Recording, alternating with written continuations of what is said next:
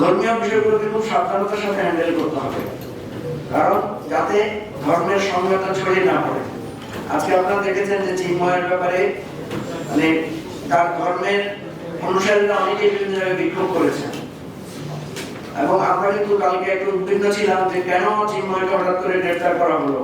আমরা খোঁজ খবর নিয়েছি, পরে দেখলাম যে ওনার বিরুদ্ধে সুস্পষ্ট মামলা হয়েছে, এবং সেই মামলার প্রেক্ষিতে উনি যখন দেশের বাইরে চলে যাচ্ছিলেন তখন তাকে আটক করা হয়েছে। আমরা এখনো জানি না, যেহেতু তার ব্যাপারটা তদন্তাধীন আইনের মধ্যে আছে, এজন্য বিচারাধীন বিষয়ে আমরা বেশি কথা বলতে চাই না।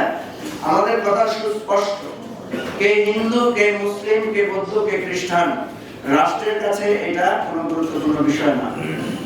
আপনি যদি কোন মুসলমানের কোন ধরনের চরমপন্থাকে আপনি রাষ্ট্রীয়ভাবে নিষিদ্ধ করেন, কোন বৌদ্ধ ধর্মের চরমপন্থাকে, কোন হিন্দু ধর্মের চরমপন্থাকে আপনাকে নিষিদ্ধ বা বেআইনি হিসেবে আপনাকে চিহ্নিত করতে হবে। আমরা রাষ্ট্রকে এই জায়গায় নিরপেক্ষ এবং কঠোর ভূমিকা রাখার জন্য আমরা অনুরোধ করব। এটা হচ্ছে আমাদের সুস্পষ্ট পজিশন। আর প্রশ্ন না থাকলে শেষ করি, কারণ আমি তো